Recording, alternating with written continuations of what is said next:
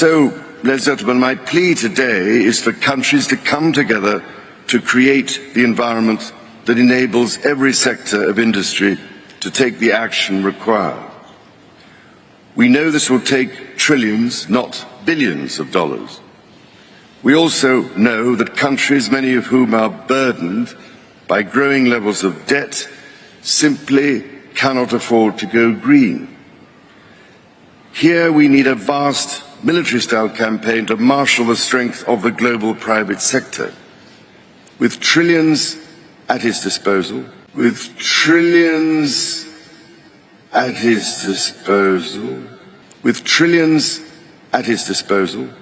far beyond global GDP, and with the greatest respect, beyond even the governments of the world's leaders. By 1957, the Rothschilds had amassed so much wealth that they bequeathed Waddesdon to the National Trust. Of course, the house remains under the watchful eye of the Rothschilds to this day, and as one viewer commented, they no longer have to pay any taxes on it because it is in the National Trust.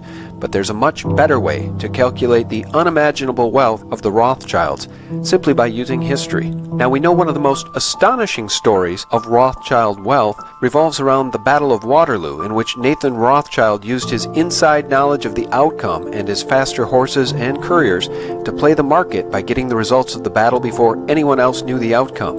And I'm reading this article from darkpolitics.com. As many of you know, Nathan Rothschild caused a sell-off in bonds and gave all the traders who looked to him for guidance the impression that the French had won at Waterloo. The other traders also rushed to sell their bonds, causing a 95% decline in their original worth. And once the bottom had dropped out, Nathan Rothschild then rebought as many bonds back as he could at hugely discounted prices, and in doing so he multiplied his wealth 20 times in just 3 days of trading. Now, that history was shared in the 1934 Hollywood movie, The House of Rothschild, which was backed by the Rothschild family. Bye. Yes, bye. Have you had any news? What do you think about this rumor? I don't listen to rumors, Mr. Baring. You hear what they say? Wellington defeated. You mind telling me what you're going to do? I have no objection to all London knowing what I'm going to do. I'm buying. So that very important history is on the record. I calculated 8% interest as a compounding annual rate of return for the Rothschilds, given that the family not only can move markets but manipulates and has been able to manipulate markets for decade after decade. An 8% return is very conservative. However, it's also tangible and quantifiable. You see, by buying up all of the bonds after the Battle of Waterloo, Nathan Rothschild became the single largest debtor to the English government, which ultimately gave him control over the Bank of England. English bonds were a debt guaranteed by future tax revenue of the English government. Therefore, the taxes the citizens paid were going to pay the 8% interest that the English government had to pay to borrow the money. So, the Battle of Waterloo occurred in 1815. So let's just round up the quote-unquote control of the Bank of England by the Rothschilds to 1817, since we're in the year 2017, giving us a nice round number of 200 years to work with. And we're going to do the math in just a second, but I want to give you something else that's very quantifiable. Instead of guessing what the net worth of the Rothschilds might have been around 1817, I found this article from the Days of Noah, the Rothschild family from 1800 to 1818, the plan to control the world. Now fast forward through all the intrigue and the gold trading for kings to 1815, the year Nathan Mayer Rothschild made his famous statement, "I care not what puppet is placed upon the throne of England to rule the empire on which the sun never sets.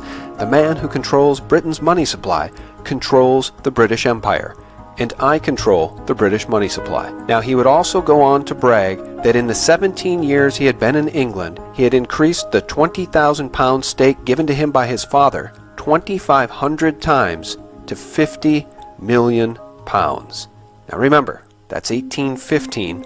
Let's just bump it up to 1817, and we'll keep the other four Rothschild brothers out of the conversation, each of whom were making separate fortunes of their own in different areas of the world. So let's go over to the compound interest calculator And let's just assume for the sake of argument that Lord Rothschild was using puffery or braggery when he said he was worth 50 million, and let's just give him credit for 10 million and see what happens with the magic of compound interest and that already locked in annual interest rate that they were guaranteed by the Bank of England of 8%. 10 million, length of time in years you plan to save. Well, I think the Rothschilds would probably sock that away for, say, 200 years. At an annual rate of interest of 8%, in 200 years you will have $48,389,495,849,000. That's really chump change to the Rothschilds. Why don't we take him at his word and check out what 50 million is worth over 200 years.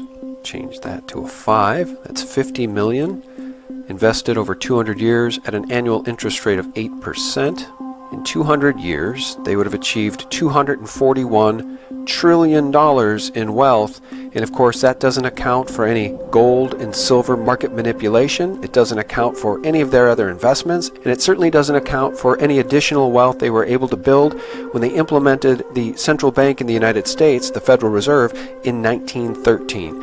This is just the money Lord Rothschild claimed that he was worth in 1815.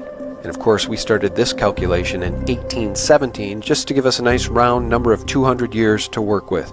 So perhaps now you can understand why, by some estimates, the Rothschild family is worth more than $500 trillion.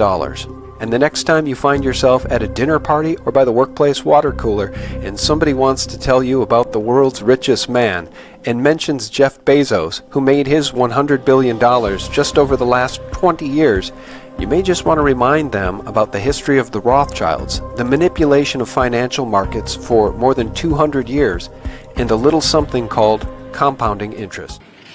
So, how do we do it? First, how do we get the private sector all pulling in the same direction?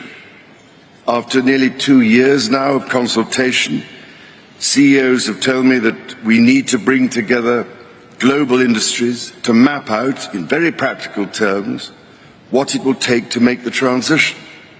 We know from the pandemic that the private sector can speed up timelines dramatically when everyone agrees on the urgency and the direction. So each sector needs a clear strategy to speed up the process of getting innovations to market. Second, who pays and how? We need to align private investment behind these industry strategies to help finance the transition efforts, which means building the confidence of investors so that the financial risk is reduced. Crucially, investment is needed to help transition from coal to clean energy. If we can develop a pipeline of many more sustainable and bankable projects at a sufficient scale, it will attract greater investment. Third, which switches do we flick to enable these objectives? More than 300 of the world's leading CEOs and institutional investors have told me that alongside the promises countries have made, their nationally determined contributions, they need clear market signals, agreed globally, so that they have the confidence to invest without the goalposts suddenly moving. This is the framework I've offered in the Terracotta Roadmap, created by my Sustainable Markets Initiative, with nearly 100 specific actions for acceleration. Together, we are working to drive trillions of dollars in support of transition across 10 of the most emitting and polluting industries. They include energy, agriculture, transportation, health systems, and fashion. The reality of today's global supply chains means that industry transition will affect every country and every producer in the world. There is absolutely no doubt in my mind that the private sector is ready to play its part and to work with governments to find a way forward. Your Excellencies, ladies and gentlemen, Many of your countries, I know, are already feeling the devastating impact of climate change through ever-increasing droughts, mudslides, floods, hurricanes, cyclones and wildfires, as we've just seen on that terrifying film. Any leader who has had to confront such life-threatening challenges knows that the cost of inaction is far greater than the cost of prevention. So I can only urge you, as the world's decision makers, to find practical ways of overcoming differences so we can all get down to work together to rescue this precious planet and save the threatened future of our young people. So, Prince Charles's coat of arms represents the red dragon. In Revelation 13:1, and the dragon stood on the sand of the seashore. Then I saw a beast coming up out of the sea, having 10 horns, 7 heads, and on his horns were 10 diadems, and on his heads were blasphemous names. And the dragon gave him his power, and his throne, and great authority. Now, of significance to that is that at his coronation in 1969, and we're talking about Prince Charles, the father,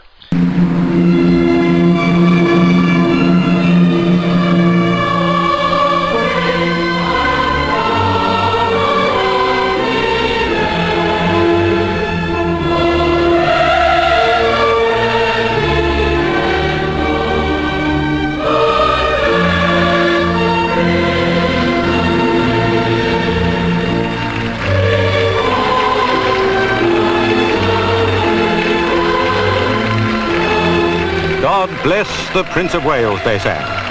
Those mighty Welsh voices bore the message of the people who were to welcome Prince Charles as their own. This young man was ready to take up his royal office to serve the proud race who opened their hearts to both him and his mother, the Queen, on this historic July the 1st.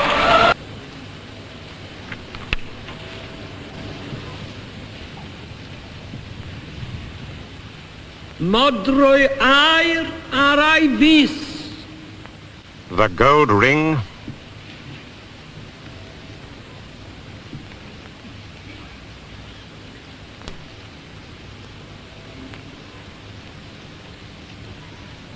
A hefyd drwy dros glwyddo gwiale nawr i'w law. the gold rod, Fel y bo iddo newyddiannol ac and the mantle. In giving to the prince these insignias of office, the Queen could not conceal the gentle touch of a mother, despite the formal text of the letters patent, which proclaimed that Charles, Philip, Arthur, George may have the name, style, title, state, dignity and honour of the Principality of Wales and Earldom of Chester. The sword about his waist, the coronet upon his head, the gold rod in his hand, and the silk velvet ermine mantle upon his shoulders, he bore with great fortitude the emotion that the coming moments brought. I, Charles, Prince of Wales, do become your liege man of life and limb, and of earthly worship, and faith and truth I will bear unto thee, to live and die against all manner of folks.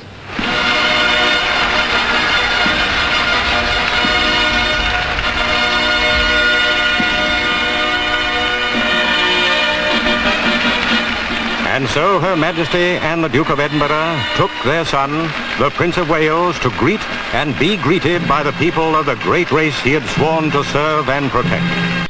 he sat on a chair with a large red dragon emblazoned on it. During the ceremony, his mother, Queen Elizabeth II, said, "This dragon gives you your power, your throne, and your own authority." His response to her was, and I quote, "I am now your liege man and worthy of your earthly worship." Liege is an Old English word meaning Lord, meaning I am now your Lord man and worthy of your earthly worship.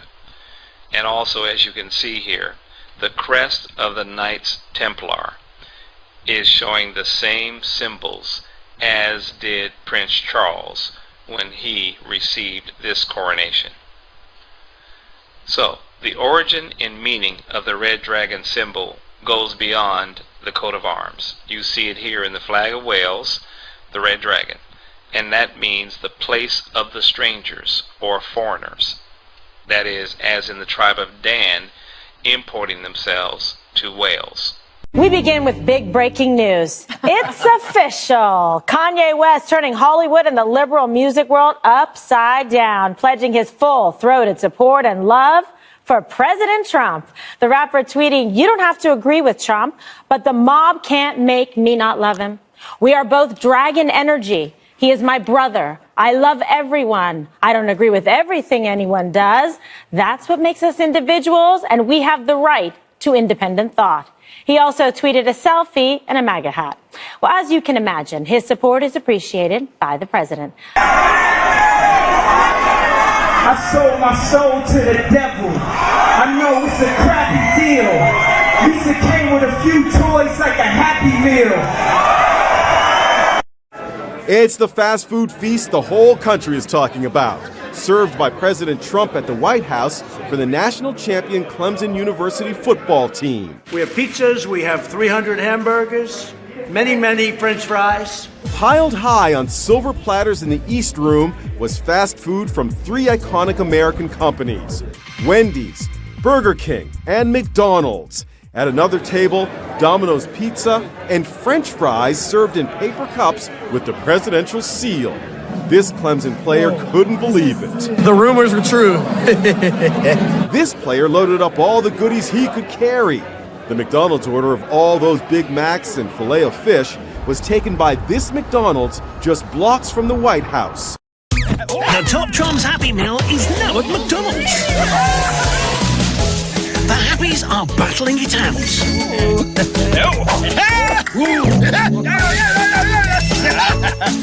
The Lions come out on top. But the game isn't over yet. Who'll win this round? Learn about the different animals with the Top Trump's Happy Meal at McDonald's. Some fun, some food, it's all inside this Happy Meal. Ready, Toothless? Let's go!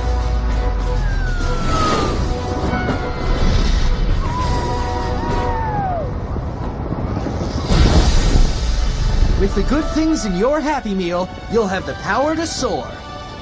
Let your imagination take flight with a toy from the new DreamWorks movie, How to Train Your Dragon 2, rated PG. Now in your McDonald's Happy Meal. I hate to say this, Jim. Do you want to say something? This was just set up to be a lunch. 2 people that I like, and I guess they like me. You know I love you. But I don't want to put you in that spot. No, I'm standing in that spot. I love this guy right here. Let me give this guy a hug right here. I love this guy right here. That's really nice. That's really nice.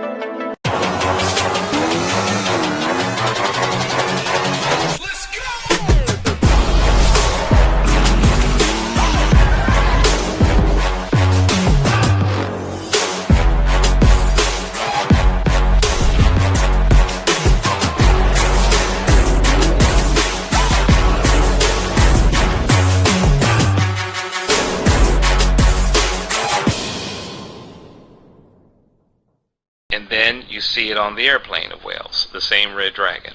And then we see it in the 1953 Royal Badge of Wales. And notice that there is a circle around the dragon that gives the letters Y, Drag, Gach, Deidre, Situin. And it means the red dragon should go forward. This is the unofficial Welsh national motto. Sometimes it is described as the red dragon will rise again, or the red dragon will lead the way. And I believe this is all symbolic of what is to come in the time of tribulation with the Antichrist. Into the computer and their motion is not there. As an animation director, motion capture is amazing because it gives us the same creative control over camera and lens choices and movement that a live action director would have. From across South Africa, they come to mourn. and honour the man who played a pivotal role in the fight against apartheid. It's a dark day to us as South African because he's the light and the icon of this country. He used to be a father to us. His wife used to be a mother to us. We raise our hands and we say, we will be free! Archbishop Desmond Tutu, nicknamed affectionately as the Arch, held a unique place in South Africa's history. He was one of the most outspoken critics of the brutal oppression of the country's black majority, becoming a moral compass as he led the struggle for freedom and justice. I can say he was the last man standing. And now, now that he's gone, I don't know, because the people like him, with his beliefs, they are no longer there. The city of Cape Town was lit up to honour the Archbishop in his iconic colour. Well, we're really glad that you came and you brought a musical instrument, and you are Stevie Wonder. Are you game for a musical tribute? Well, you know what? I surely can't sing, one of Prince's songs. I can just do a little bit, maybe. Purple rain, rain, purple rain. Purple rain, purple rain. Purple rain, purple. And the winner of a brand new '84 Oscar is... The winner is Prince for Purple Rain.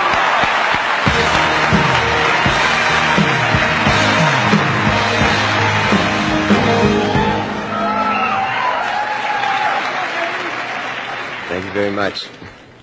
This is Lisa, and this is Wendy. Hold it.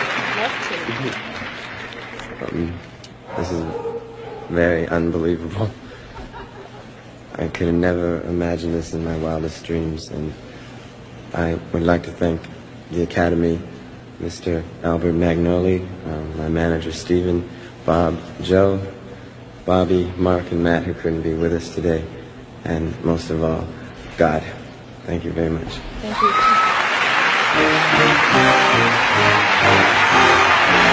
Archbishop Desmond Tutu was one of our nation's finest patriots.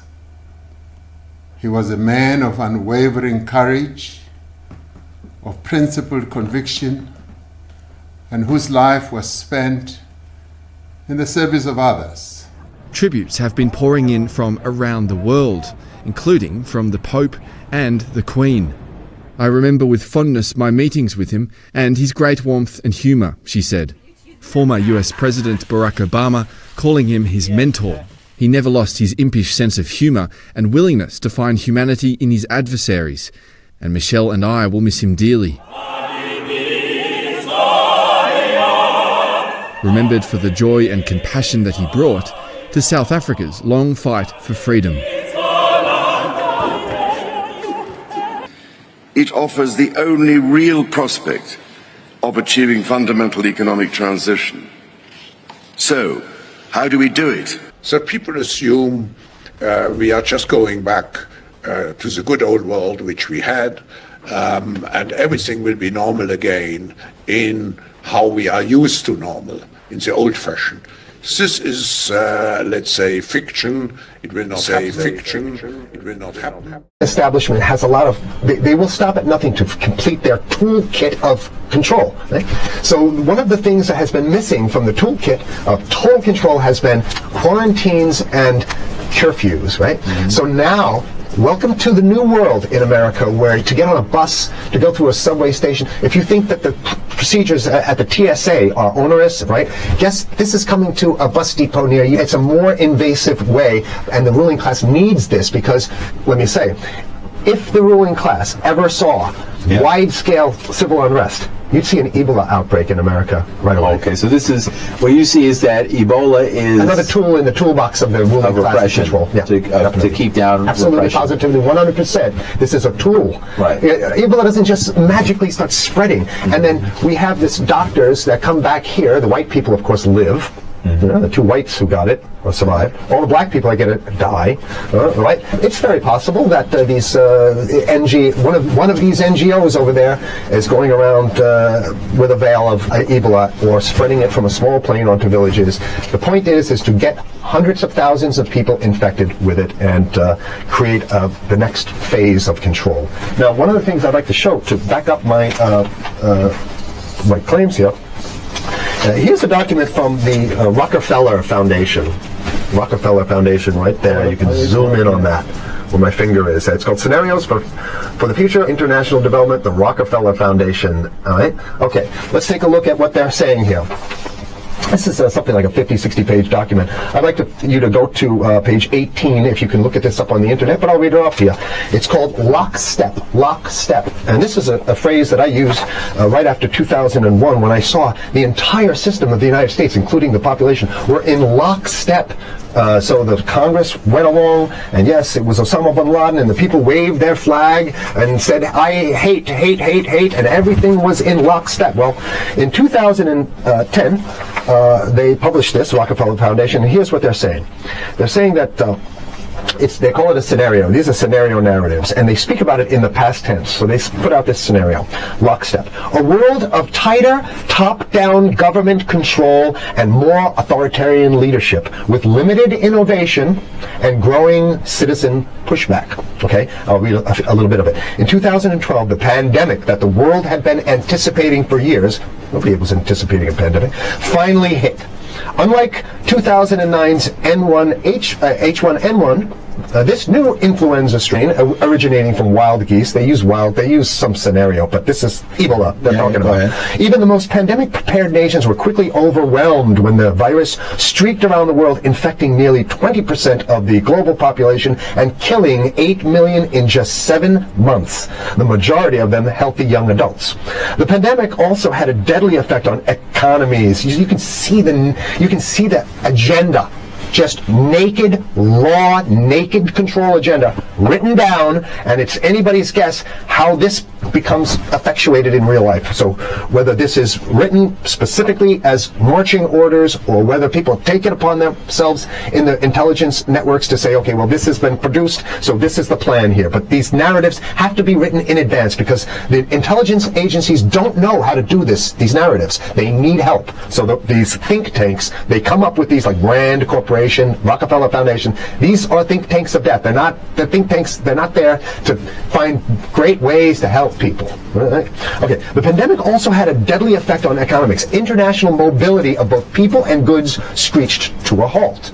Which is what they want. They want a completely isolated world, right? Debilitating industries like tourism and breaking global supply chains. Well, of course they want tourism stopped because they're not in the tourism business. And they want you at home in your house in front of the TV. Then they got you. Because once you watch the TV, they own your soul.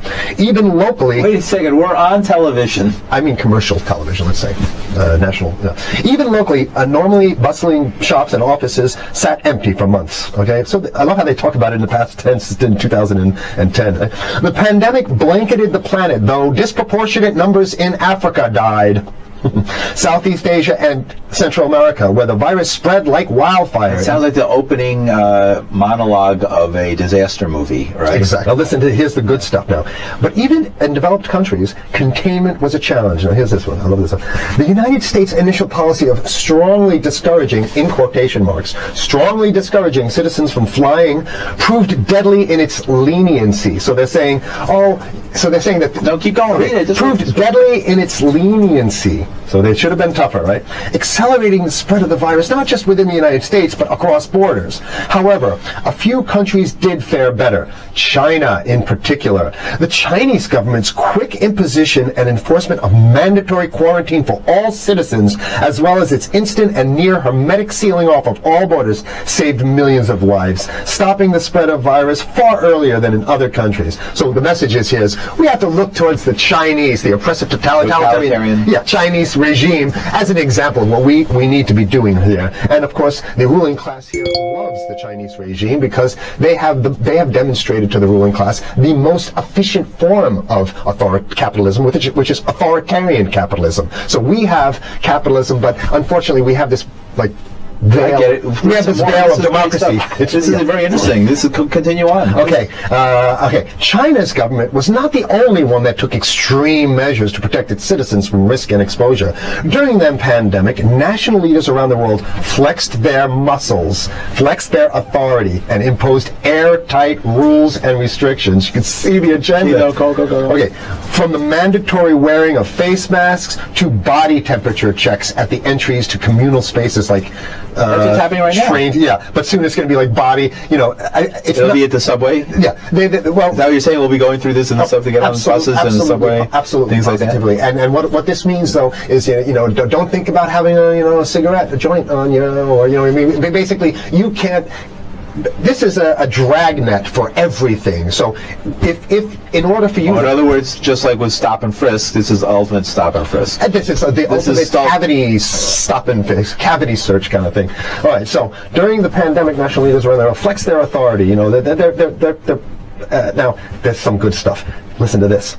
And even supermarkets, they want body checks at supermarkets. Okay, so basically what they're saying is they're building a system where every move you make, you've got to go through them. You can't get food. What happens if you go to the farmer's market? Here's the good stuff now. I mean, it just keeps getting better.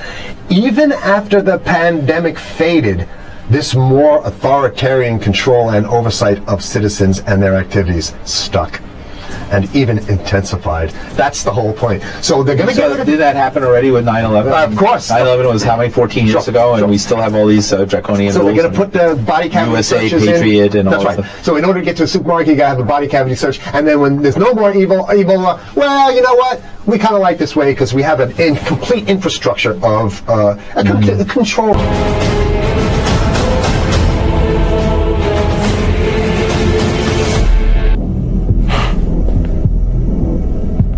You'd have me play Judas. To bring down a false messiah, yes. And in return, power. And connections that would ensure the brightest of futures for you and Miss Murray. Join us, Mr. Harker. Help us to win this holy war once and for all. Tell me, is this God's reward for the devoted and the foolish? You are no fool, Gabriel. I am no longer Gabriel, woman. I am the dragon, Dracul. I am the Prince of Darkness. I am and will be forever a thorn in his side. That is my vengeance. In the Department of Defense, honorary awards are given to soldiers, sailors, airmen, Marines, and DoD civilians who perform in an outstanding manner and exhibit traits and qualities such as selfless service and dedication to the mission that enable the joint force to complete their mission and objectives in all environments. Each military branch has its own prestigious awards and time-honored traditions for recognizing excellence in service. The Chemical Corps Regimental Association recognizes dragon soldiers and civilians who have demonstrated the highest standard of integrity and moral character, an outstanding degree of professional competence, and have contributed to the promotion of the Chemical Corps in numerous ways over the course of their career. At this time, the Deputy Joint Program Executive Officer for Chemical, Biological, Radiological, and Nuclear Defense, Mr. Dan McCormick, will present Mr. Jack Wilson with the Honorable Order of the Dragon on behalf of the Chief of Chemical and Commandant of the U.S. Army Seaburn School, Brigadier General Darrell Hood. To all dragon soldiers, greetings. Know ye that there appeared before the Chief of the Chemical a likely candidate for the Honorable Order of the Dragon. Be it known by all chemical soldiers that Jack Wilson has been accepted into the Order of the Dragon and is due all rights and privileges from this day forth.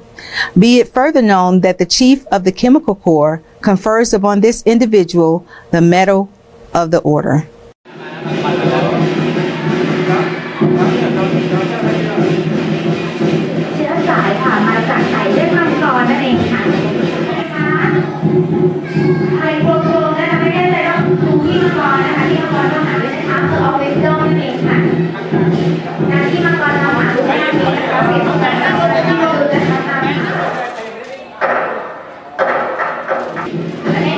ปีนะคะเราก็หวังว่าจะเป็นปี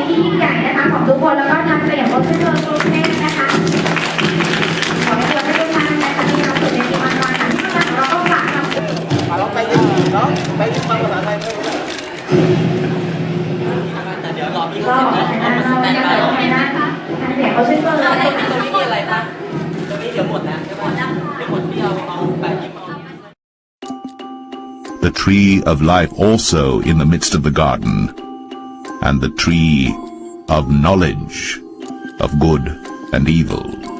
There are bloodlines that the Luciferian elite want to protect, and there are bloodlines that they want to destroy. The divine right to rule has been passed down through millennia, a seed line that winds its way to the modern monarchs, royal families, prime ministers, popes, and presidents. And the first came out red, all over like an hairy garment. They called his name Esau. The vast majority of these people, the descendants, the bloodline descendants of these beings, rule the world today, are not only related, the enmity between the seed lines, but have Rh negative blood. Maintain humanity under 500 million. Take the high-tech companies of the modern world. Okay, but why have these monolithic corporations that involve themselves purely in high science and technology using symbols from the scriptures, symbols from the ancient world, like the forbidden fruit?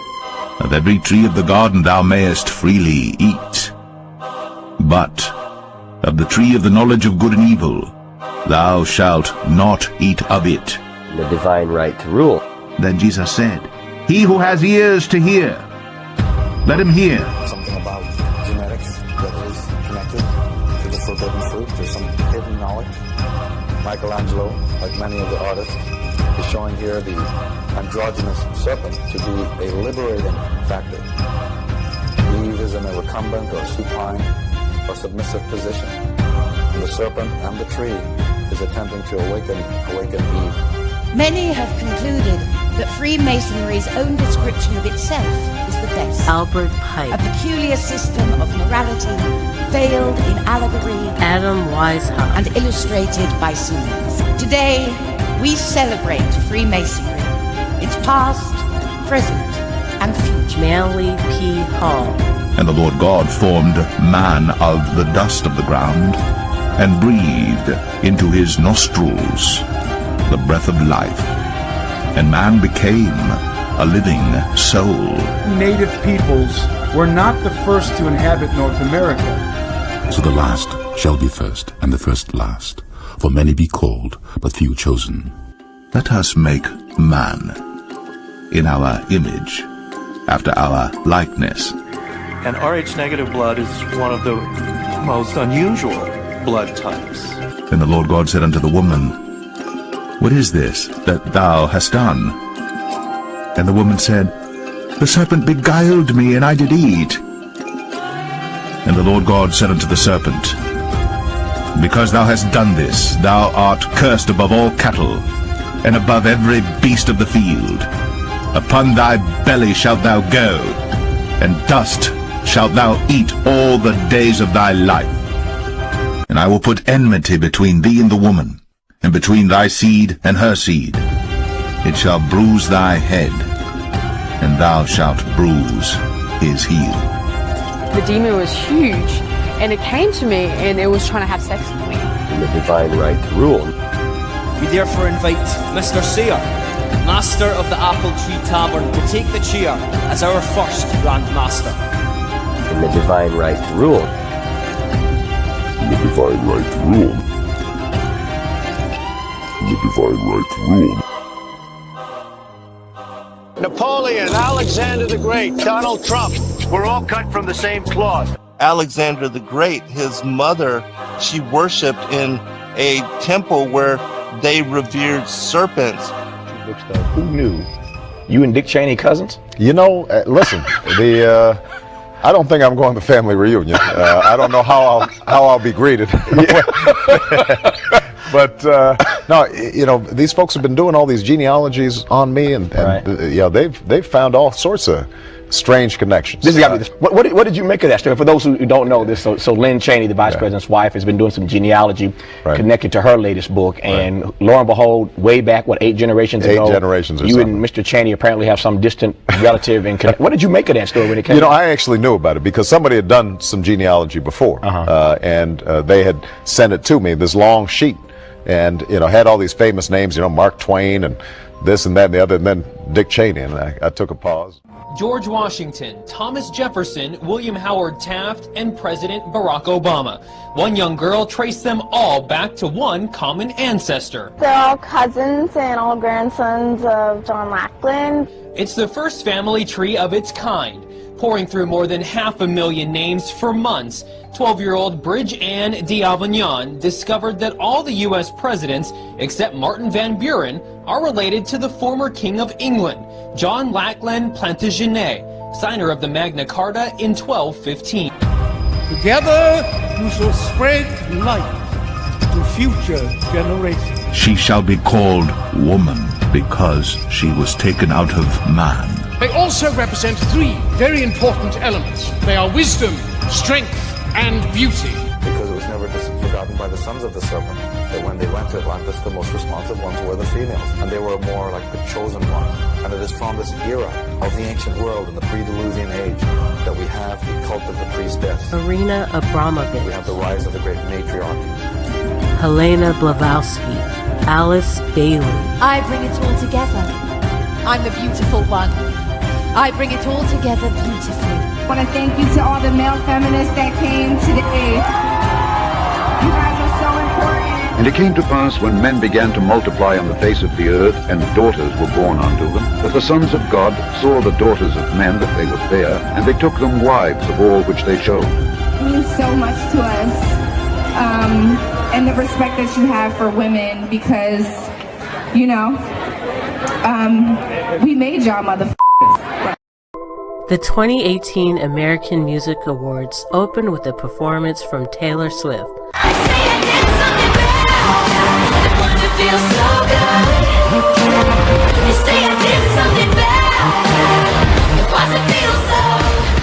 So the influential pop star proceeds to sing about how witches and women are being persecuted. So light me up, light me up, light me up. Go ahead and light me up. This line where she sings light me up has a double meaning. The first meaning refers to a witch being burned at the stake, basically saying, I'm guilty as charged, so light me up. The second and more esoteric meaning becomes clear as she continues to repeat the phrase, light me up, light me up, light me up. And then this giant serpent with glowing eyes emerges from the stage. Now she is making a reference to Eve and the forbidden fruit. After all, the knowledge of good and evil is described as light by Luciferians and Illuminists. The serpent is also known as the light bearer, Lucifer, the morning star.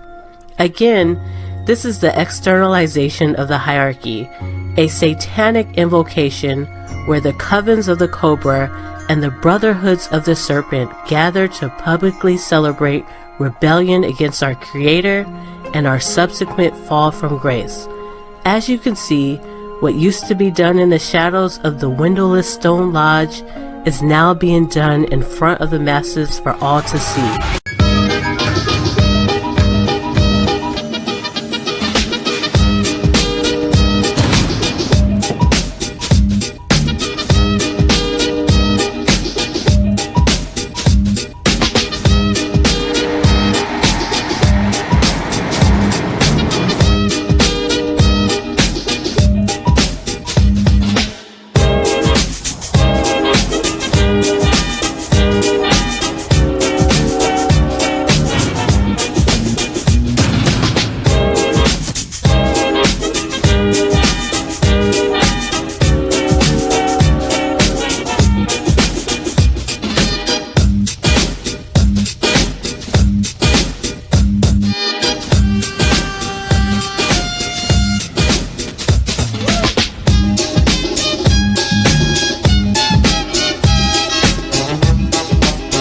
Prince William is back at his royal duties. The Duke of Cambridge stepped out on Wednesday to host an investiture ceremony at Windsor Castle, where he awarded medals to recipients being honored. Among those being honored was Sir Clive Lloyd, who was awarded a knighthood for his services to cricket, according to the palace. Fellow cricket player Captain Owen Morgan was also awarded for the sport with a CBE. Others who were honored included rugby player Kevin Sinfield, snooker champion Rianne Avis, former jockey Ron Atkins, and fitness guru Derek Evans. Investitures are either hosted by Queen Elizabeth or another royal family member on her behalf. The event comes after stunning new photos were recently released for William's wife Kate Middleton's 40th birthday. The Duchess of Cambridge looks stunning in the snaps, which made her look regal. In one, she wears a flowing white gown with bowed sleeves and wears her hair long and loose. And in another, she dons a vibrant red one-shoulder gown paired with the same flowing tresses and simple and classic makeup.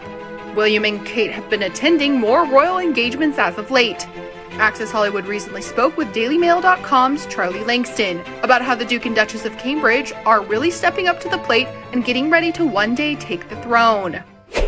Kate and William are really kind of stepping up to the plate as far as leading the monarchy. Now, William is not the next in line to the throne. His father, Prince Charles, is going to be the next monarch in the United Kingdom. However, William and Kate are very much already in that kind of waiting in the wings role, where they are both very much aware that they will be on the throne probably, not too far in the future. I think they both know that Prince Charles is not a young spring chicken. He's not the age that Elizabeth was when she became queen. And I don't think anyone is expecting Prince Charles to sit on the throne for decades and decades to come.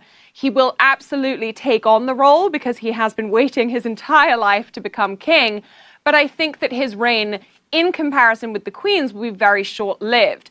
William and Kate are already not acting as though they are already the leaders of the monarchy, but they are taking on a huge amount of responsibility, not just in terms of public engagements, but also in terms of the way in which the monarchy is run. They're making small but very important changes, opening up the monarchy to a more modern point of view, not perhaps in a way that is noticeable every single day, but bit by bit, they have kind of helped the monarchy to evolve, to kind of embrace new traditions, and to kind of maintain the important heritage of the past, while also kind of saying, okay, a few of the things that we used to do are seen as being very stuffy. They are very stuffy. Here are ways where we can kind of maintain the tradition behind these things without making it appear as though we are completely ignorant to what the rest of the world is doing and how they're living. As you look in detail now at the seal of Prince Charles, the father, here's what you see in detail. But let's first look at the text, Revelations 12:3. And there appeared another wonder in heaven, and behold, a great red dragon, having 7 heads and 10 horns, and 7 crowns upon his heads. And then Revelation 13:1. Then I saw a beast coming up out of the sea, having 10 horns and 7 heads, and on his horns were the 10 diadems, and on his heads were blasphemous names. And the beast which I saw was like a leopard, and his feet were those of a bear, and his mouth like the mouth of a lion. And so as you look at Prince Charles, the father, his seal, his coat of arms, you'll notice that the crown actually is shown here in 7 places, and they're all numbered. You see it in the lion figure.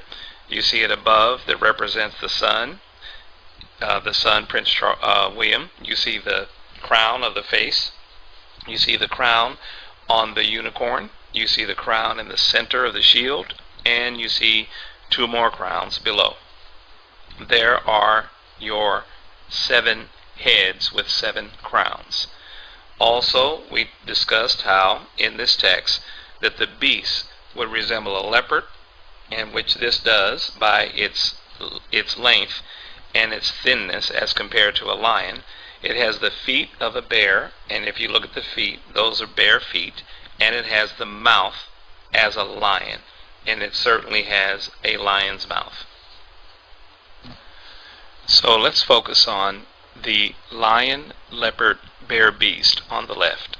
Notice there are 3 parallel horns on his neck, which are, in a manner of speaking, plucked out by the roots, which means turned upside down. Then come to the center photo. The helm, which is the face, has 7 curved bars or horns. These 7 horns, along with the 3 horns from the eldest son, lion, at the top, make a total of 10 horns in the head region. And from Daniel 7 verse 8, I considered the horns, and behold, there came up among them another little horn, before whom there were 3 of the first horns plucked up by the roots. And behold, in this horn were eyes like the eyes of a man, and a mouth speaking great things. So as you can see in the first 2 photos, we have numbered the 3 additional horns to the 7 that already existed in the previous slide. Now let's take a look at the eyes of a man in the horn. Over on the next photo is the unicorn. In heraldry, the unicorn's eyes are round and black. There are no visible eye whites. Queen Elizabeth's heraldic unicorn is depicted just like that, no visible eye whites. But Charles's design, here shown, has the eyes shaped more like those of a human, with noticeable eye whites. Daniel 7:8. And behold, in this horn were eyes like the eyes of a man. Also in heraldry, this unicorn represents not only Scotland, but also a counterfeit Christ. Let's take it further. The unicorn of the prince. The constellation Monoceros, which is the unicorn, is in the winter's great triangle, as you see above in the skies, formed by the bright stars Betelgeuse, Sirius, and Procyon. Monoceros is on the celestial equator between Orion, which is where God comes through, and Hydra, which is where the dragon is. And it contains exactly 66 naked eye stars. Monoceros forms the square and the compasses. The square is at 90 degrees and the compass is at 55 degrees. In ancient Egypt, the plumb rule was called a merket. The merket was used in conjunction with a plumb line to measure the positions of stars and their corresponding positions on the ground in Egypt. Our winter sky is dominated by Orion, but the creature that is following him, tracking his every movement across the celestial sphere, mimicking him, is Monoceros, the unicorn. And who does the unicorn represent? Prince Charles and Prince William. In the photo to the left, which is a hieroglyph, the horn of Monoceros points to the silver gate of man. And Enki, who is in this hieroglyph, is stepping in the direction of where the unicorn horn is pointing. And you see his foot on top of the unicorn horn. And he has a bird in his hand. The bird is the constellation Corvus, Latin for raven or crow. It sits on the tail of Hydra, the sea dragon, as you can see above, and it includes 11 stars visible to the naked eye. It belonged to Apollo, that is the bird. Apollo, the god of light, which the Bible calls Apollyon, the destroyer. Enki is the one of the 4 gods known as the Anunnaki, who were Sumerians. Anunnaki were associated with the Nephilim giants of the Bible. And then, up above, his left foot is on the horn of the unicorn, as if he is rising up from the unicorn out of the waters. The ancients believed that the Milky Way was the celestial river in the heavens, and Monoceros is on the celestial equator of the Milky Way. The UN headquarters has its own security force, fire department, and postal administration that even issues its own stamps. The notion of UN headquarters being a city within a city reminds me of how the Vatican is also a city within Rome. I like to refer to this as a nested city or fractal structure. I was fascinated to discover that the Italian government donated an Arnaldo Pomodoro sphere-within-sphere sculpture to the UN in 1991. The golden ball beautifully represents the concept of a city within a city. The internal structures seem to me like buildings and streets on the inner surfaces of the spheres. I'm intrigued because I've seen 3 other similar sculptures in locations significant to my research. Pomodoro made a series of 6 spheres within spheres scattered around the world. Significant sphere-within-sphere locations are the Hirshhorn Museum and Sculpture Garden in D.C., very close to the Capitol building, the DeYoung Museum in San Francisco, and in the Vatican's courtyard of the Belvedere. United Nations headquarters, which was built in 1945 and financed largely by John D. Rockefeller. Inside UN headquarters is an ominous meditation room. The custodian of the meditation room is Lucis Trust Company. At one time, the Lucis Trust was located at 666 United Nations Plaza and was formerly named Lucifer Publishing Company. The Rockefeller-funded UN Meditation Room is 33 feet long and 18 feet wide. 18 feet is 6 plus 6 plus 6. The small, dimly lit, windowless room was built in the shape of a pyramid that is laying on its side. At the center of the room is a 4-foot-high, black, casket-shaped stone slab which weighs 6.5 tons and is extremely magnetic and rests on a concrete pillar. The pillar descends beneath the floor into the bedrock and taps into the Earth's hyperdimensional energies to induce a state of altered consciousness. Not far from the meditation room is the United Nations Security Council chamber. This is the emergency room of the UN, where the world leaders meet when there is a threat to peace. They decide the fate of nations. Even though Israel has over 200 uninspected nuclear weapons and has violated dozens of resolutions, no sanctions are ever imposed because of the United States' veto powers. Notice the giant mural that towers over the Security Council room. The central focus of the UN mural is the phoenix bird that has risen. The phoenix bird is a symbol of Lucifer. Egyptians believed that the phoenix symbolized a god who rose to heaven in the form of a morning star like Lucifer after his fire immolation of death and rebirth. Notice that the phoenix bird is not standing above his own ashes. He is standing above his old skin. Like a snake, he has shed his old skin and is revealing himself as God at the center of the mural. At the top left, there is a church steeple without a cross. The missing cross symbolizes the death of Christianity. Below, a woman receives the rays of the sun god, while the man in front of her plays Pan's flute. To their right are two pyramid symbols and people joined together by a long blue serpent-like cloth. Below the risen phoenix, a sword is driven through a dragon beast.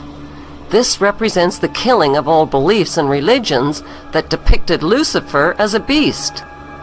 The New World religion worships him as beautiful. Behind the phoenix, the ghostly figures of the walking dead are stepping into a void. They symbolize depopulation.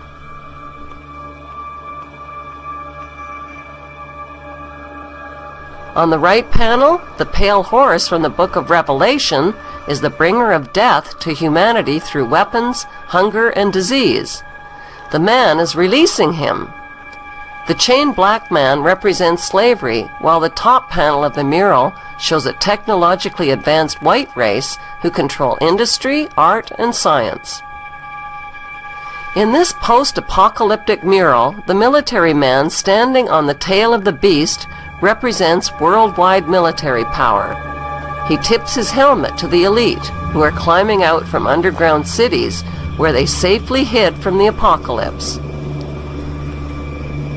In the main oval panel above the phoenix bird, a woman is holding flowers. She is the bride in a wedding ceremony. Who are these newlyweds that are kneeling submissively beneath the serpent in the overhead tree? Could the newlyweds symbolize William and Kate? The serpent in human form is tempting the little girl Eve, who accepts the apple. On the right side of the top panel, a reptilian green creature with scaly skin is dancing with a naked woman while musicians entertain him. The general message of the UN's Phoenix Rising mural is that humanity is stepping into a new Luciferic reality. Beneath this disturbingly prophetic mural, world leaders make global decisions that affect the lives of nearly 7 billion people.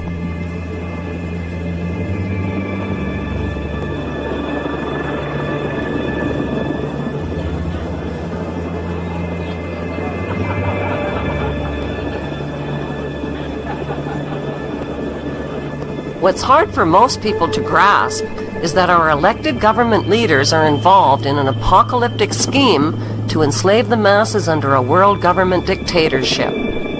How do these leaders sleep at night? How do they live with themselves?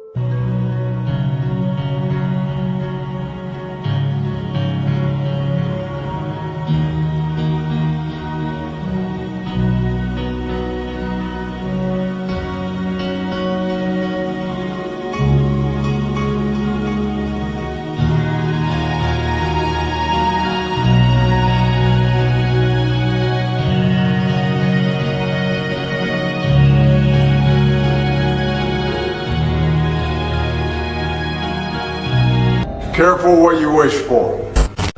Invictus, everywhere you find it associated with bombings, war, and the maiming of human beings. Even the Invictus games themselves are for our wounded warriors, wounded in war, no doubt by bombs. I am unconquered. The statement of defiance, rebellion, witchcraft. The poem itself seems as a declaration by Satan himself. The author, William Ernest Henley, required amputation due to complications arising from tuberculosis. Immediately after the amputation, he was told that his other leg would require a similar procedure. While recovering in the infirmary, he was moved to write the verses that became Invictus. I bomb atomically, Socrates' philosophies and hypotheses. Can't define how I be dropping these mockeries. I bomb atomically, Socrates' philosophies and hypotheses. Can't define how I be dropping these mockeries.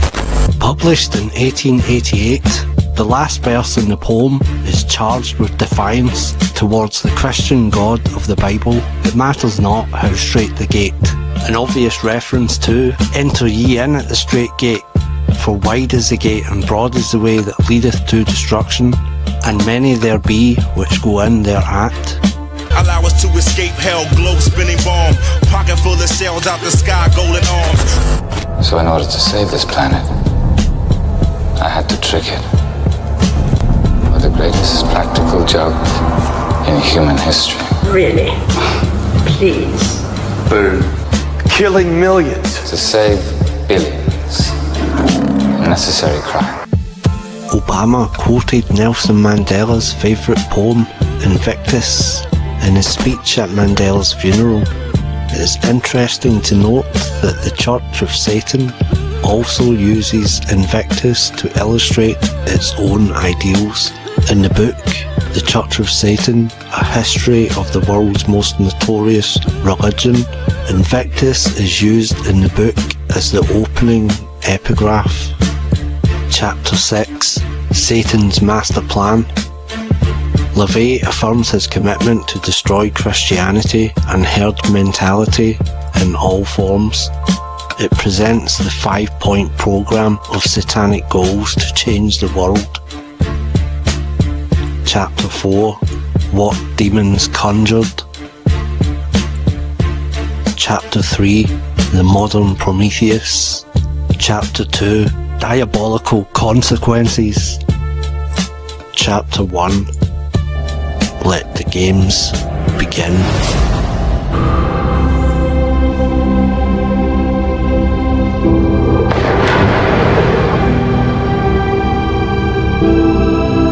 Out of the night that covers me, black as a pit from pole to pole.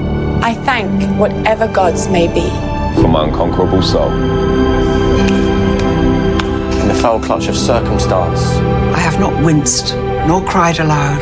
Under the bludgeonings of chance. My head is bloody, but unbowed. beyond this place, of wrath and tears. Looms but the horror of the shade. And yet the menace of the years. Finds and shall find me unafraid. It matters not how straight the gate, how charged with punishments the scroll. I am the master of my fate. I am the captain of my soul. I am Invictus.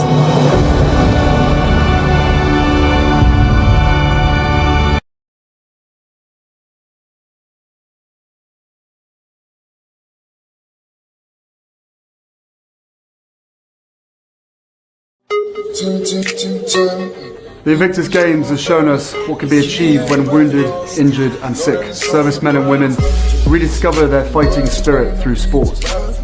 In London and again Orlando, we came away moved by the tales of courage that got each competitor through their rehabilitation to the start line of their chosen sport. Tens of thousands of people packed stadiums and millions more watched at home. We were all inspired. We've raised the bar high with each successive games, and I know that Toronto are planning an incredible event when they host the games in September. And I'm happy to say the Invictus Games journey won't end there. But where should the games go next? Well, we had 3 criteria. First, it had to be an iconic city, somewhere known the world over. Second, it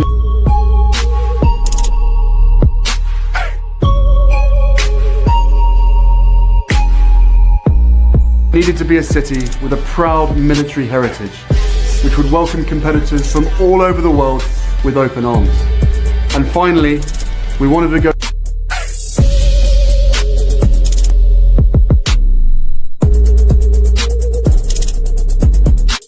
somewhere where they are absolutely sports mad and would really get behind our competitors.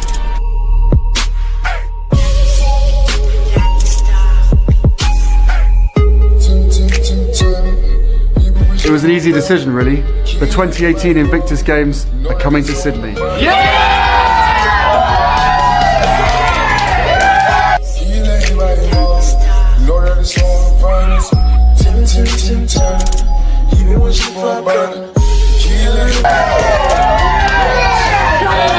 If it's Sydney, mate, you're going to need one of these. Thanks, mate.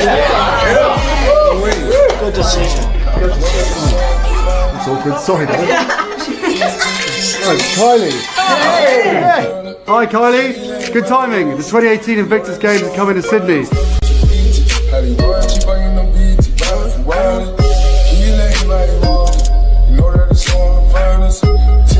Can I guarantee the Aussies are going to bring it? Hey Prince Harry, listen, we're stoked the Invictus Games are coming to Sydney, but you don't need to tell the Aussies to bring it. It's guaranteed. No worries. Sydney, it's on.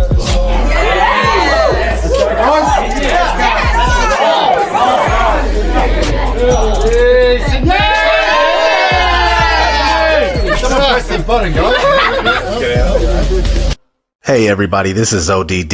I have something very interesting today that caught my attention. Shout out to Ephesians 6 YouTube channel. I will link the video that inspired this one in the description. So let's jump right in. The term I am seems to be quite powerful and is used more often than any of us even think about. Before researching this, it was the furthest thing from my mind. Just a quick search of I am revealed many things, including a movement that believes the phrase has healing power.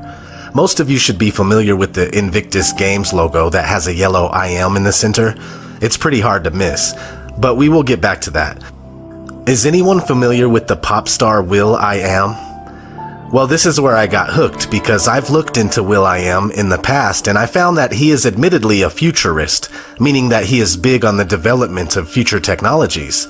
Not to say that this is inherently bad, but when you understand what I am actually means, then it changes your perspective pretty quickly. So what does I am mean? I asked my brother Nicholson 1968, and here's what he had to say. When God revealed his name to Moses, he revealed himself as YHWH, all caps, or Yahweh, which is best translated as I am that I am. Here's the exact verse from Exodus 3:14. And God said to Moses, I am that I am. And he said, thus you shall say to the children of Israel, I am has sent me to you. So right there, everything began to make sense, and that's what I want to go over. So thanks to Nicholson for that. Without him, I would still be trying to figure this stuff out. Anyway, now I am means God. There's no ifs, ands, or buts about it.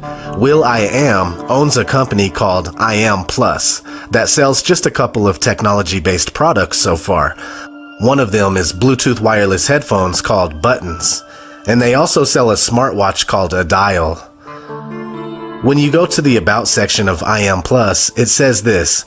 Founded by innovator and global music artist will.i.am, I Am Plus is a Hollywood-based technology company whose mission is to create technology hits that create a ripple effect across pop culture. Our vision is to create a community of creatives and coders, and believe that through music and technology as the first step, we can usher in a powerful new era built on AI. Artificial intelligence, of course. So this is obviously a pro-transhumanism company. Not to mention, H+ is the abbreviation for transhumanism, and there is a magazine called H+, dedicated entirely to transhumanism.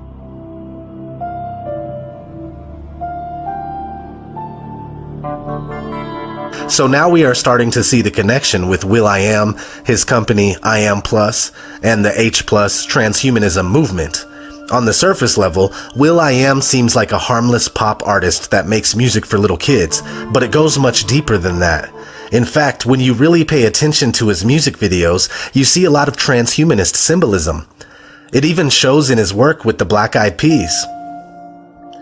And this is all conditioning people to accept the transhumanist agenda, especially young children, because that's pretty much the only people that listen to will.i.am and the Black Eyed Peas. Side note, the logo of the new show Westworld looks similar to the will.i.am logo. Not that they were meant to be the same, but being that they are both about transhumanism makes it interesting. Best believe Westworld is playing its role in the agenda. They didn't just turn a 1973 movie into a 2016 television series to be creative. Anyway, let's look at the Invictus Games logo again. I am, dead smack in the middle. What does it mean? Well, Invictus is a poem from 1888 by William Ernest Henley. Notice his name is will.i.am. Maybe a funny coincidence, but maybe not. You never know. So I won't read the entire poem, but the last lines say, I am the master of my fate. I am the captain of my soul. It sounds very innocent and inspiring, unless you know what it means. It means bypassing God and cheating death. The elite have been trying to find ways to live forever for a long time now, and they are getting close. I am means hijacking God's creation and changing it so it can defy death, which is not natural. We are meant to live and die. It's as simple as that. I hope you're getting the picture, and we do have a little bit more to go over. Let's start with Beyonce and her album I Am... Sasha Fierce. At first glance, this doesn't seem to have anything to do with transhumanism, but the reason I kept looking into this is because of the dots. I am... Sasha Fierce. The dots tell me that I am is meant to stick out. So I looked around a little, and sure enough, I found an ad for the Beyonce 2009 I Am tour with her portrayed as a cyborg. I also found a picture from a performance where she was dressed like the android from the 1927 movie Metropolis. In fact, Metropolis is one of the very first dystopian movies about transhumanism and still shows up in a lot of today's pop music. In the movie, there is an inventor who creates a machine man that he considers to be the man of the future. The android has the ability of taking the form of any person, and the inventor says that no one will be able to tell a machine man from a mortal. It blows my mind that the transhumanist dream was already present back in the 1920s. And today we see Beyonce, Kylie Minogue, Janelle Monáe, Christina Aguilera, Lady Gaga, and many more paying homage to the Metropolis, whether they are in the know or not. Speaking of Lady Gaga, she got her name from a 1984 song by Queen called Radio Gaga, where the music video is all about the movie Metropolis. There's even part of the video where Freddie Mercury's face is on the android. I just can't believe how deep this all goes. I Am is much bigger than we all think. Let's check out a company called Humai. This company is dedicated to figuring out how to upload people's consciousness into computers in order to live forever. What's interesting is that Humai backwards says I am. You can't make this stuff up. One of the people that work there is Kate Aquino. She's listed as a futurist and she's all over the internet under the handle Miss Metaverse, pushing the transhumanist agenda. Her father happens to be Michael Aquino, a satanic high priest and founder of the Temple of Set. But not only that, he was a lieutenant colonel for the United States military at the same time, and the military was fully aware. Yes, those are his actual eyebrows. Here's an old newspaper article about Michael Aquino with the title Devil Worshipper Holds Sensitive Army Post and Top Brass Says No Problem. Here he is hanging out with Anton LaVey, the founder of the Church of Satan. Alright, so there you have it. This transhumanism agenda is 100% satanic and Luciferian, and it doesn't matter if you believe in that kind of stuff. The scary thing is that they do believe it, and they are acting on it. One day, everything in this world that was once natural will be synthetic and without a soul. and His Royal Highness Prince Charles, who can trace his ancestry back to Romania's dark and distant past. The genealogy shows that I'm descended from Vlad the Impaler, you see. So I do have a bit of a stake in the country. As it were. Vlad Dracula, otherwise known as Vlad the Impaler, thanks to his favorite method of executing people. Dracula means son of dragon. He is also an ancestor of the British royal family. His father, Vlad II, was a member of a secret society known as the Order of the Dragon.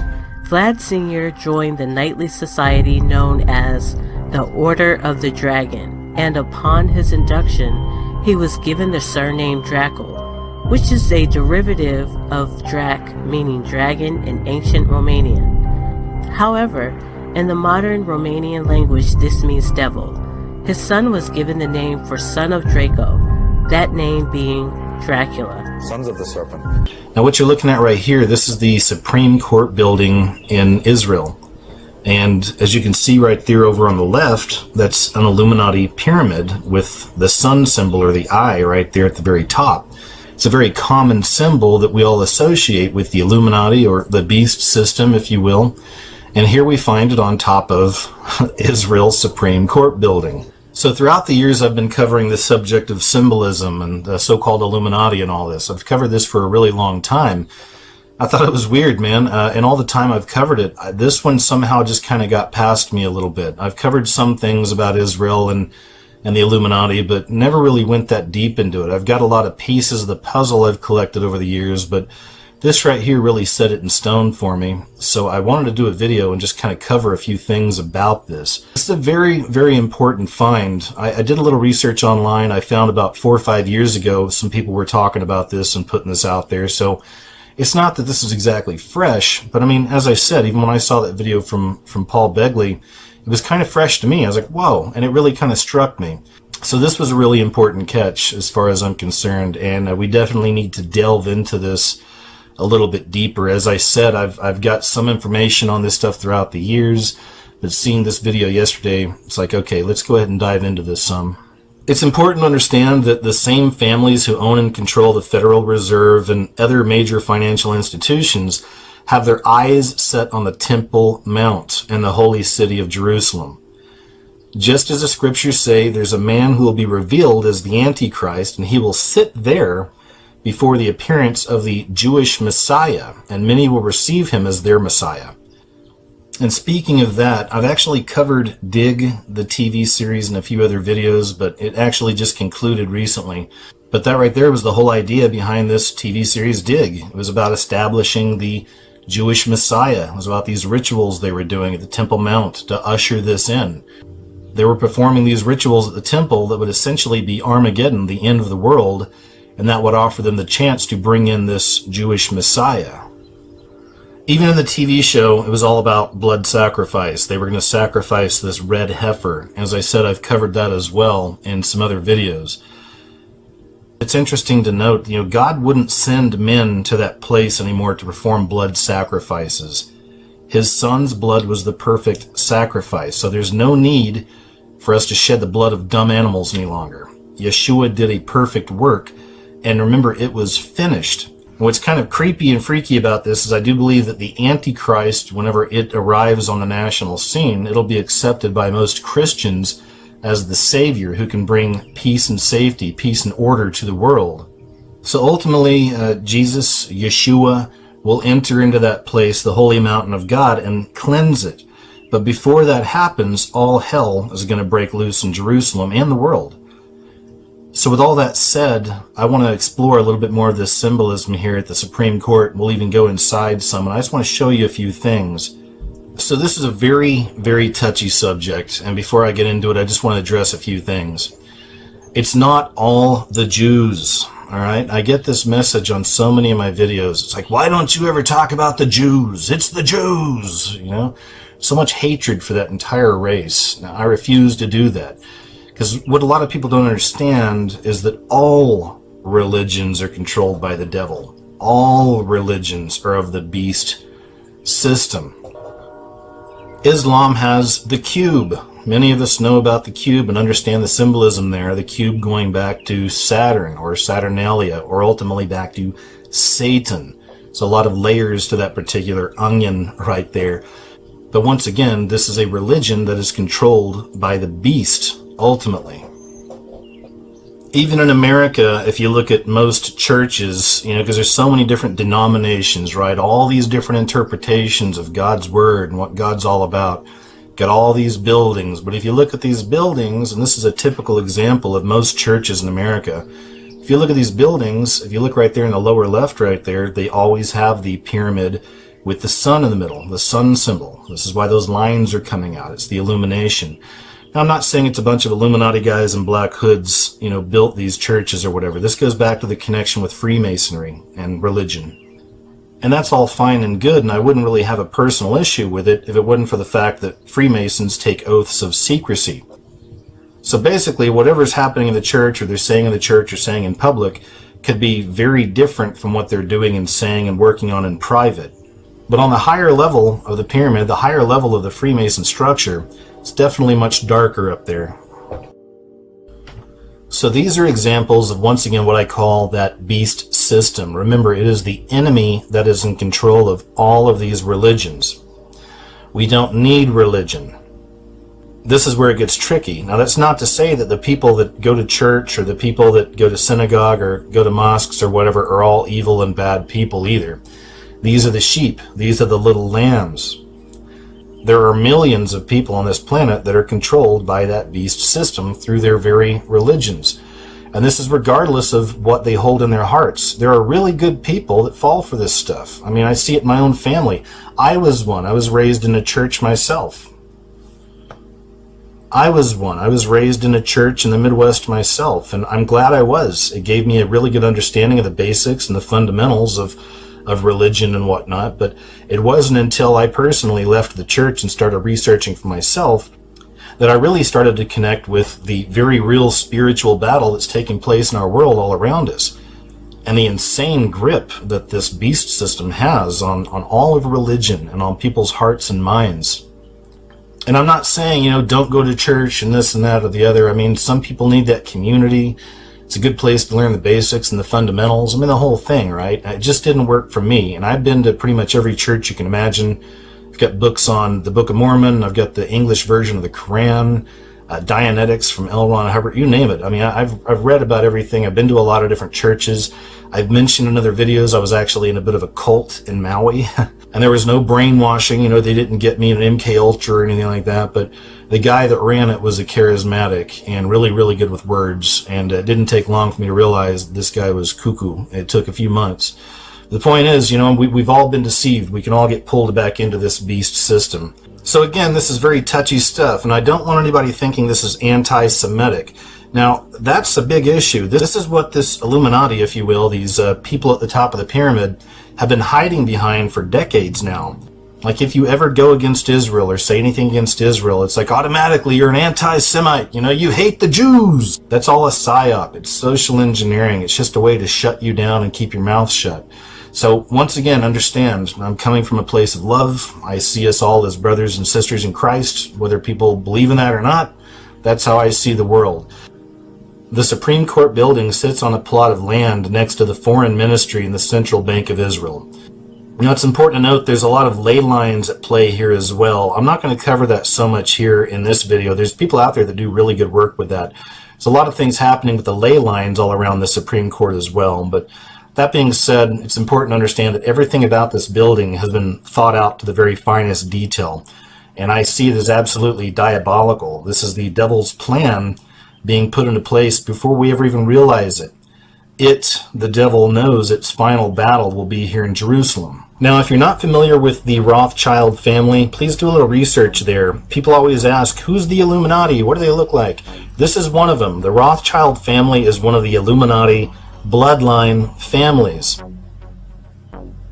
So it's interesting to note that the engineers who were chosen for this job by the Rothschilds were the grandson and granddaughter of a man who actually worked for Baron Rothschild. You also find their love of numerology all throughout this building and in the building process. It was important to the builder to have everything done according to the correct numbers.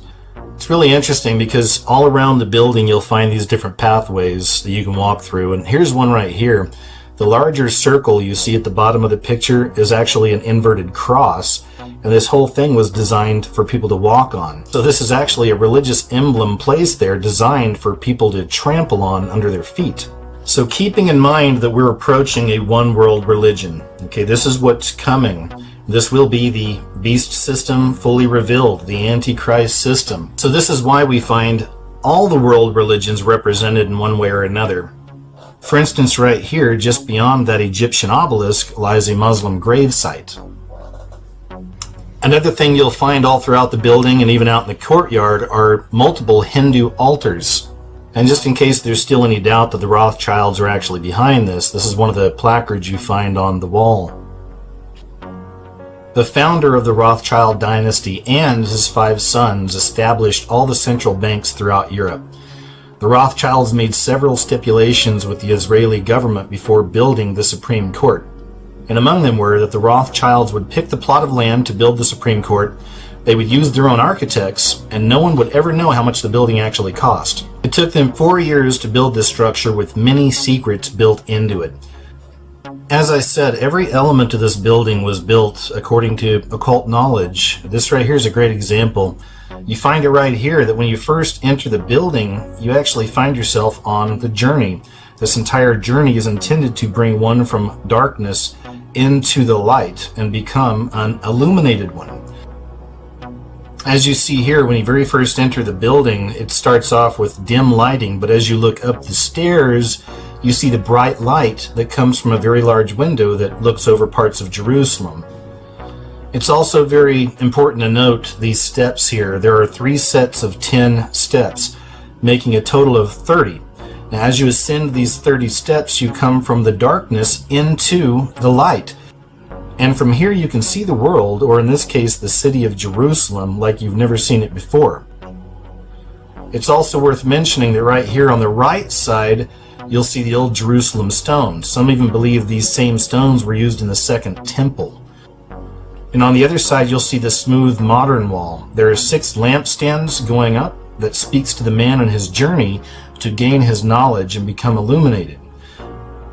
But once again, I think it's very important to note that the ones who built this building built it to be, in their eyes, perfect and in their order of things, even numerically. And even right here, this is where we start getting a little bit deeper, but when you leave the center courtroom or the main courtroom, the base of the stairs you walk down, as you descend, you'll find the fertility symbol right there in the very center, which is always present in any of these so-called Illuminati structures. It's often kind of hidden, but it's always there. The symbol there in the center represents the woman, and then the, of course, staff or whatever you'd like to call that, going through the center is the penetration. And speaking of that sign of fertility, we find it once again here at Wasilla High School. They actually made the statue a few years back, and this is Sarah Palin's territory right here. Once again, they're telling us that this is all about the, quote, warrior from within. Once again, alluding to the, if you will, female sexual organs, these signs of fertility. These things are often connected as well to the whole idea of goddess worship, and I've covered that in a lot of videos as well.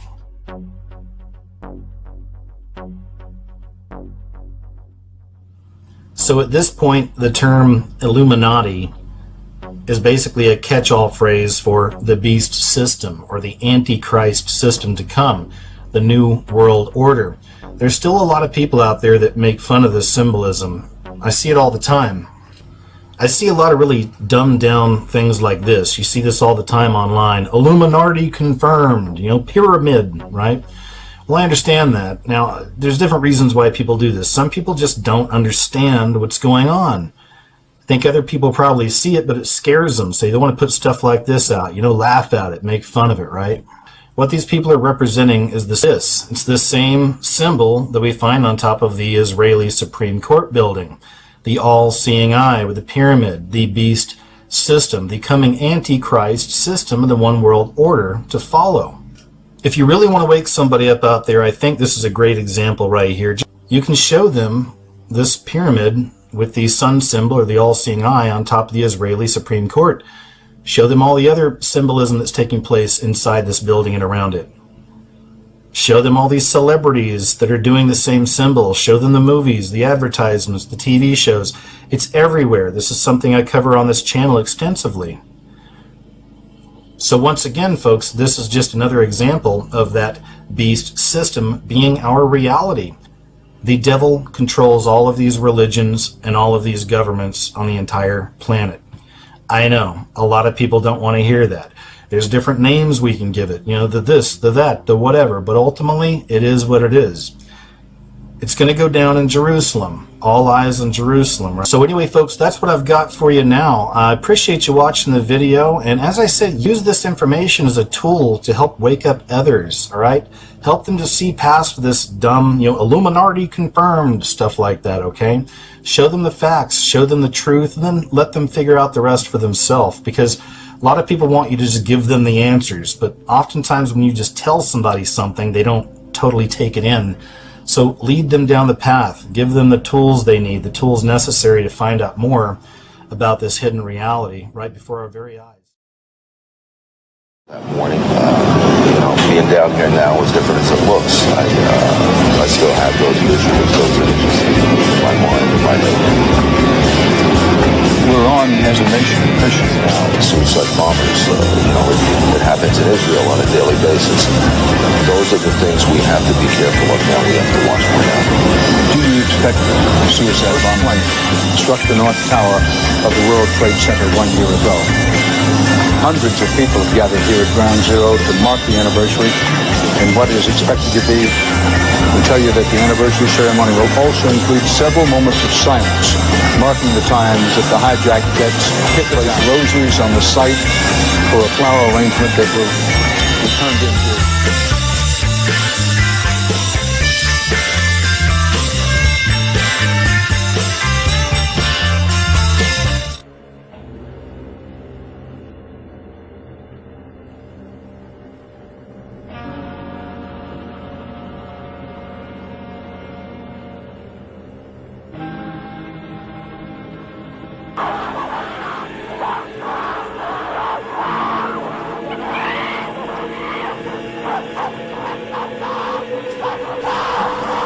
That's you and I, as the Masonic Illuminati sees us, as mindless apes, bowing and worshipping their demonic black obelisk of Masonic wisdom and Luciferian light.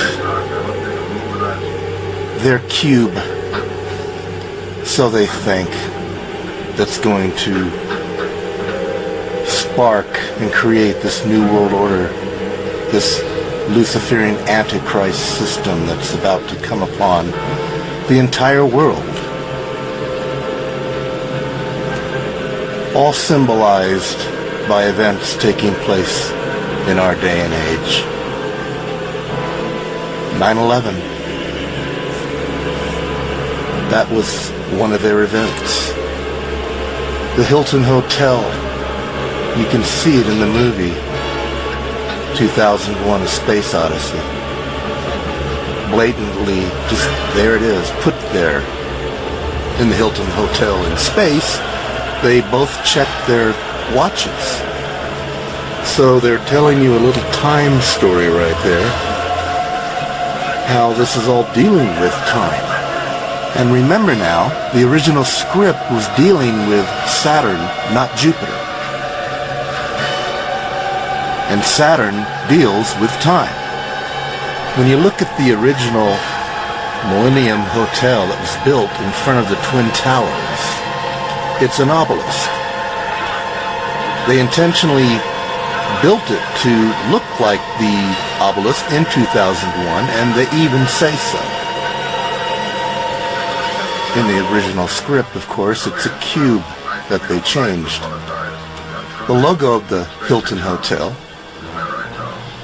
is two twin towers within the all-seeing eye. It also is a pause button. The pause button stops time. It freezes time. It's also a 6, which is a 9, It's 666, and it's all in the movie. When you look at another one of their hotels, it shows like a split down the middle, representing like 9/11, Twin Towers falling over. There are 5 pillars on each side, and it's split down the middle, and that's for the center column in all of the designs of Freemasonry. It's all there, represented. The monolith Hilton Hotel, representing the monolith. They even said that that's what it represents, officially. And there it stood in the middle, and it still stands to this day. The monolith, the center invisible pillar cube that survived the disaster. Well, now, I found this footage on YouTube. It was shot by somebody else. And what I found interesting is he shot it from the Hilton Millennium Hotel that's built in the shape of the monolith from 2001. Still standing to this day. And he's shooting outside of the window, looking at the 2 memorials for the Twin Towers and the Freedom Building and some other buildings. I mean, don't you find it strange that this thing survived? I mean, they really planned this out pretty well. They made only what they wanted to come down. The perfect demolition, but that's how they did it. Intentionally making sure that this monolith cube represents their Illuminati wisdom, which is that small center. If you look at Masonic pictures of the 2 columns, you'll see in the middle there's this, there it is, this little smaller column or cube or monolith or obelisk right there. And this is how they brought it in. The Freedom Tower represents this wisdom, this new world order that they want to bring upon all of us. I've read it's supposedly supposed to be 1,776 feet tall. Now, I don't know if that's true. I don't know how to confirm that, but looking on the internet, this is what I've read, this is what I've seen. Now, if that is the case, they are most definitely not referring to America's birth of 1776, but to the Illuminati's birth of 1776, because that's who they are, and that's who did this. And also, in the same video, look at these memorials to the 2 towers, the 2 twin towers here. Look at those things. They're square holes in the ground. There you got waterfalls running on the sides, and in the center is like another black hole, cube, square, black pit. And it's all just going down and down and down, then it goes into that square pit hole. What kind of memorial is that? They're sending people into the abyss, and also at the same time symbolically representing that they've opened a hole to the abyss. I believe if you go to these places, I'm sure it just sucks energy like a vampire from people's hearts and souls and minds. I'm sure it leaves you with a dead feeling inside. These memorials aren't normal. They're not right. This is evil stuff. There you go. The Freedom Tower. Oh man. It's so obvious what's going on. Very disgusting and evil what these people are doing.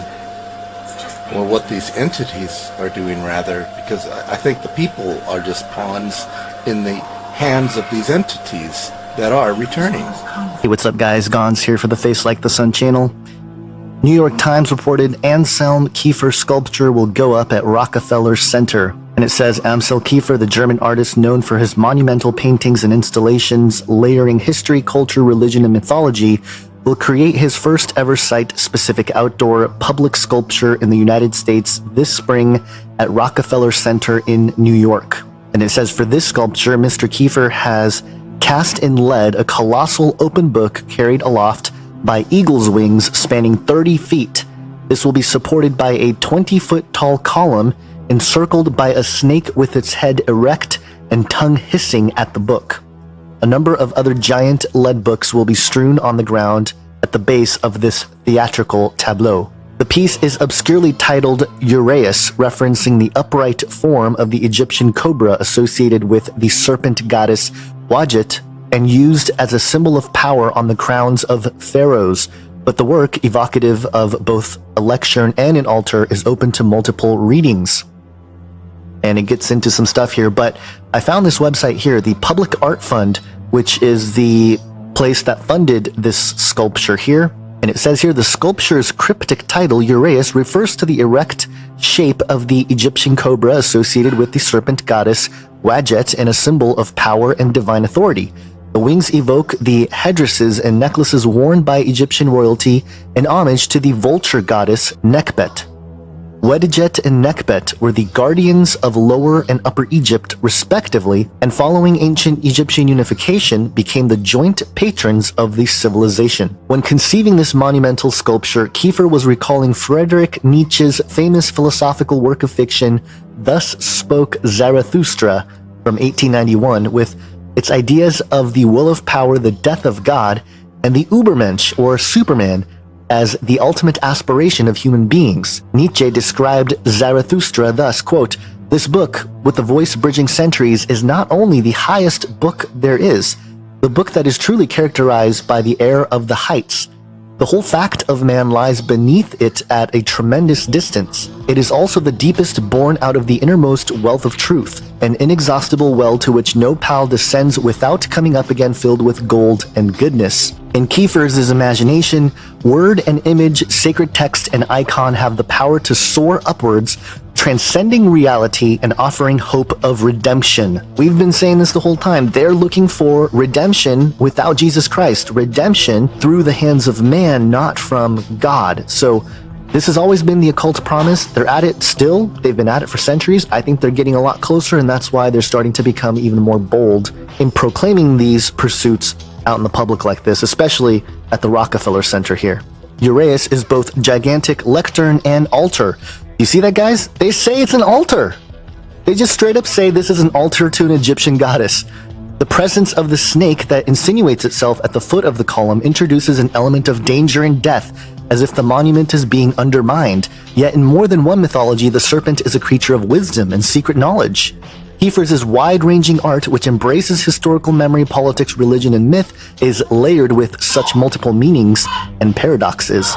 So again, admitting it's an altar, admitting that the serpent actually represents wisdom and secret knowledge, which it does for certain traditions, but that's what they're trying to push for at the Rockefeller Center. And so they're not even shy about this, guys. This is occult architecture being just placed right in front of us.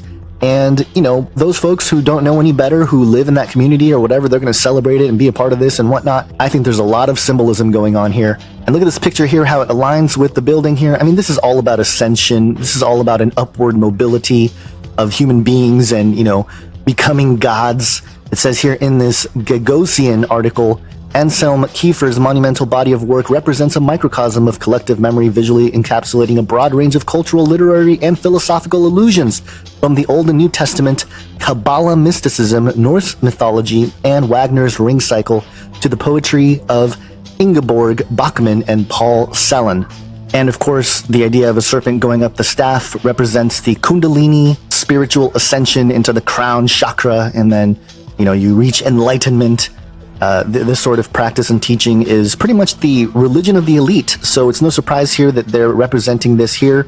So anyway, I just wanted to bring that to your attention. Really, the New Age movement is an old philosophical movement, but I feel like even though we've been talking about it and exposing a lot of it for years here, we have to keep doing it because, again, it really truly is the religion of a lot of these folks in the elite, and they do push that ideology upon the masses. So stay watchful, stay vigilant, be sober-minded. Have an awesome day, guys. God bless.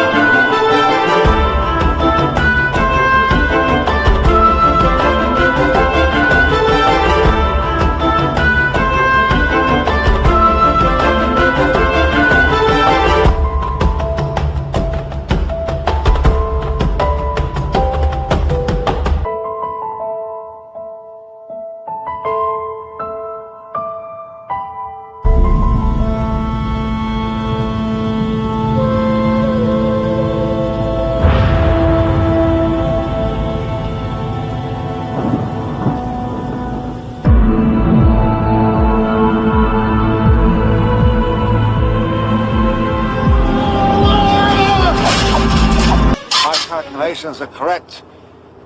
When this baby hits 88 miles per hour, you're gonna see some serious... Ka! It's you! Yes, man cub. So nice to see you again. Oh, go away. Leave me alone. Let me look at you. You don't want me to look at you? Then you look at me. No, sir.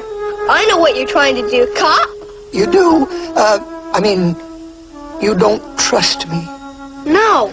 Then there's nothing I can do to help. You want to help me? Certainly. Okay. So let's dedicate this to General Kelly, the Border Patrol, and the ICE agents for doing such an incredible job. Right? This was written by Al Wilson a long time ago. And I thought of it having to do with our borders and people coming in. And we know what we're going to have. We're going to have problems. We have to very, very carefully vet. We have to be smart. We have to be vigilant. So here it is, the snake. It's called The Snake. On her way to work one morning, down the path along the lake, a tender-hearted woman saw a poor, half-frozen snake. His pretty-colored skin had been all frosted with the dew. "Poor thing," she cried, "I'll take you in, and I'll take care of you." the border. Take me in, O tender woman. Take me in, for heaven's sake. Take me in, O tender woman, sighed the vicious snake. She wrapped him up all cozy in a comforter of silk and laid him by her fireside with some honey and some milk. She hurried home from work that night, and as soon as she arrived, she found that pretty snake she'd taken in had been revived. Take me in, O tender woman. Take me in, for heaven's sake. Take me in, O tender woman, sighed that vicious snake. She clutched him to her bosom. You're so beautiful, she cried. But if I hadn't brought you in by now, oh heavens, you would have died. She stroked his pretty skin again and kissed him and held him tight. But instead of saying thank you, that snake gave her a vicious bite. Take me in, O tender woman. Take me in, for heaven's sake. Take me in, O tender woman, sighed the vicious snake. I have saved you, cried the woman, and you've bitten me, heavens, why? You know your bite is poisonous, and now I'm going to die. Oh, shut up, silly woman, said the reptile with a grin. You knew damn well I was a snake before you took me in.